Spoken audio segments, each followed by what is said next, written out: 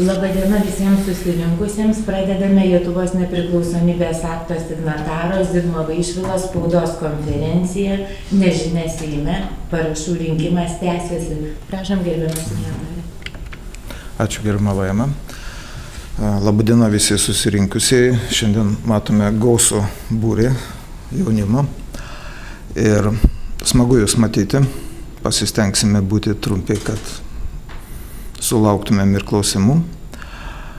Tema yra, aš manau, labai rimta, nes vakar Seimas po pietų opozicinės darbotvarkės klausimų tarpe turėjo svarstyti Seimo narių Audriaus Nako ir Valerijaus Simuliko įstatymo projektą, dėl kurio šiuo metu vyksta Birželio 3 grupės inicijuotas 50 000 parašų rinkimas Vyriausios rinkimų komisijos išduotose lapuose. Trumpai visų pirma, jums, kurie galbūt apie tai mažiau girdėję, priminsiu, kad pernai lapkričio 26 dieną Seimas skubos tvarka pakeitė įstatymą dėl užsieniečių teisinės padėties. Šis pakeitimas buvo labai netikėtas, tačiau po įvykių lapkričio šios savaitės įvykių Briuselyje ir prieš tai įvykusių sprogdinimų Paryžiuje, visų tų sąsajų, parodė, kad šio klausimo negalima nematyti. Vakar, svarstant šį įstatymo projektą, kuriuo buvo siūloma lapkričio 26 dienos šio įstatymo pataisas pripažinti netekusiomis galios, buvo siūloma pradėti nagrinėti šį klausimą. Tačiau Seimas buvo užsiėmęs labai svarbiais klausimais. Net 3 kartus svarstė, ar ministras Trečiokas meluoja ar nemeluoja. Diskusijos buvo emocingos ir ilgai trukusios, dėl to tiesiog paprasčiausiai pritrūko laiko. Aš manau, kad situacija yra labai paprasta. Stebėjome šį procesą, Seimo nariai suvokė savo atsakomybę, tačiau dėja matyt nulėmė paprasčiausias būdas dar patiems savo nepripažinti, kad situacija yra jau pribrendusi tiek, kad vis tik reikia apsispręsti. Ir dabar formaliai žiūrint yra nežinia. Šiandien ryte kalbėjau su Seimo pirmininkė Loreta Graužinienė ir ji pažadėjo kitos savaitės pradžioje įsigilinti į šios klausimus ir antroje savaitės pusėje spręsti klausimo įtraukimą bendra tvarka, jau ne opozicijos siūlymais. Lieka kita galimybė. Iki balandžio 9 dienos vis dar renkame parašus, kadangi tai yra šeštadienis, matyt, terminas nusikelia pirmadieniui, balandžio 11, todėl kviečiu nenurimti ir, sakyčiau taip, dešimtgubą energiją tai daryti. O susirinkusiam jaunimui norėčiau pasakyti esmę. Buvo iki šiol ir galiojo normaliai nuo pat Lietuvos įstojimo į ES užsieniečių prieglobsčio prašymo ir suteikimo tvarka. Jie kreipdavosi į mūsų ambasadą užsienyje, pavyzdžiui, Minske, Baltarusijoje, į kitų ES šalių ambasadas esančias artimiausiose šalise, tarkim, Graikijai viena iš artimiausių yra Turkija. Ir ten tie žmonės teikdavo dokumentus ir laukdavo sprendimo, suteikti jam prieglobstį ar ne. Dabar paaiškėjo, sprendžiant klausimą dėl įstatymo pataisų priimtų pernai lapkričio 26 dieną panaikinimo, paaiškėjo, kad tie dalykai buvo iš anksto numatyti, tačiau Seimas nebuvo informuotas apie tai, ką daro, ir skubos tvarka priėmė pataisas, kurios buvo programuojamas ES biurokratiniuose koridoriuose dar 2013 m. birželėje.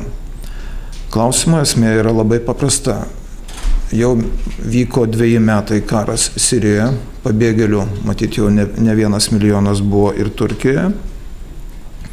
Ir jau tuo metu ES parlamento ir tarybos nutarimais buvo numatyta ne tik įsteigti fondą tiem klausimams spręsti, bet ir buvo numatytas masinis perkelimas. Jums jaunimui paprastai pasakysiu, jeigu iki tol spręsdavo, ar priimti ar nepriimti žmogų, suteikti jam prieglobstį, spręsdavo mūsų ambasada, pavyzdžiui, Minske, patikrinusi visus dokumentus, tai dabar vyksta organizuotas masinis neteisėtas perkelimas. Ir vien pernai metais daugiau kaip 1 milijonas tokių asmenų nekontroliuojamai, nepatikrinus jokių asmens tapatybių, buvo perkelta į Europą. Visi žinote, kas ten vyksta, šurmuliuoja, ir tol, kol mūsų tiesiogiai nepalietė, atrodo viskas lyg ir gerai. Tačiau įstatymas pernai pakeistas. Juo Lietuva, kaip ir kitos ES valstybės, atsisakė, pavyzdžiui, suteikti prieglobstį asmenim, kurie atvirai meluoja. Na, sveikų protų tai paaiškinti sudėtinga. Iki tol įstatyme buvo tokia norma. Atsisakyta tikrinti jų asmens tapatybę toje šalyje, iš kurios jie atvyko. Mandagiai pasakius, nesuprantam. Visi sprendimai dėl priėmimo vykdomi skubiai, per 48 valandas. Visi, kas spėjame įsigilinti, matome, kaip vyksta tas procesas. Guminė valtimi neteisėtai, nelegaliai perkeliami iš Turkijos į Graikiją. Ten pradurima valtis, jie skęsta, juos reikia gelbėti, ant kranto laukia labdaros organizacijų būriai, kurie suteikia pagalbą, ir Graikijos policininkas pagal žodinį žmogaus patikinimą užrašo, kad jis yra toks ir toks. Aš jums pasakysiu labai paprastą pavyzdį. Labai paprastą pavyzdį. Paryžiuje vienas iš tų susisprogdinusių pernai, šalia jo rastas pasas, Sirijos piliečio pasas. Po kelių dienų pabėgėlių stovykloje Serbijoje su tokiu pačiu pasu, to paties, atsiprašau, asmens tapatybės dokumentu, rastas kitas gyvas pabėgėlis. Apsimesti, kad nežinome, kas vyksta, o vyksta vis tik karas, tokia forma, kurios niekas nebuvo matę, negalime. Todėl ir renkami parašai, kad šita skubotai priimta tvarka būtų sustabdyta. Negana to, kovo 1 dieną vidaus reikalų ministras Skvernelis pateikė Seimui dar naują porciją šio užsieniečių teisinės padėties įstatymo pakeitimų. Ir tie pakeitimai, aš keletą paminėsiu, kurie tokie daugiau negu akivaizdus. Žinot tikriausiai, kas yra vidutinis darbo užmokestis Lietuvoje. Kadangi vidutinis, tai jūs suprantate, kad yra ir didesnis, ir mažesnis. Ir dauguma mūsų žmonių gauna mažesnį darbo užmokestį. Pasirodo, vidaus reikalų ministras siūlo Seimai naujas pataisas, keletą paminėsiu. Net ir laikino įdarbinimo atveju prieglobsčio prašytojas, o jis jo gali paprašyti net praskrisdamas tranzitu, ir viskas, mes jau jį pradedame juo rūpintis,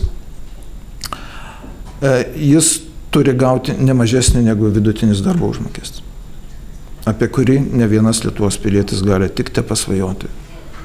Ir negana to, darbdavys privalo jį apgyvendinti. Skubos tvarka turi teisę jie persikelti savo šeimas. Kodėl reikalinga šitokia beatodairiška sistema, aš nežinau. Sąmokslų teorijų mes šiandieną čia nenagrinėsime, tačiau atsitokėti pats laikas. Ir vakar 3 valdančios koalicijos partijos, socialdemokratai, Darbo partija ir Tvarka ir teisingumas, jau pasirašė preliminarų susitarimą, kad reikia atsipeikėti ir žiūrėti, kas darosi. Todėl aš noriu baigdamas šią spaudos konferenciją, palinkėti visiems ramių švenčių. Seimas mums dėja nesuteikia tokios galimybės ir teks parašus rinkti paskutiniosiomis savaitėmis dar įtempčiau.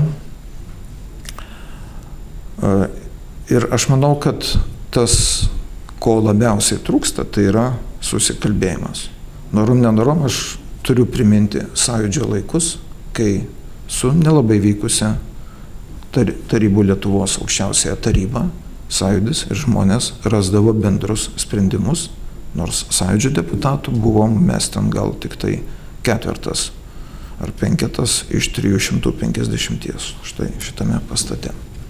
Bet tada buvo žmonių nuomonė, tvirta nuomonė ir aš norėčiau, kad ramiai per šventas Velykas jūs padiskutuotumėte ir pagalvotumėte apie tai, kas yra pilietiškumas. Pilietiškumas yra suvokti tai, kas vyksta ir pasakyti savo nuomonę, parašu ar dar kažkom tai.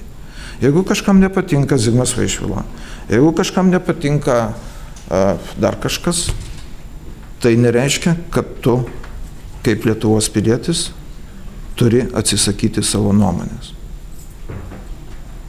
To aš ir norėčiau palinkėti. Tokia nedidelė pamoka. Ačiū Jums už tai, kad klausėte.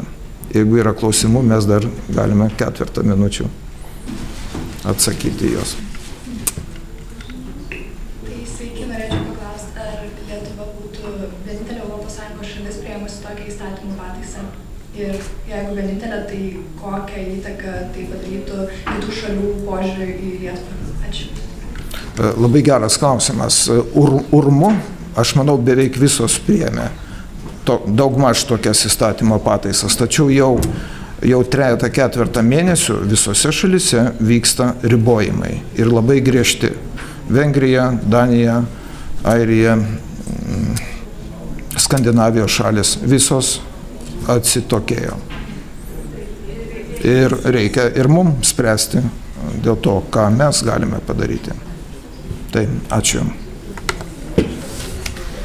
Ir sėkmės jūsų spaudos konferenciją.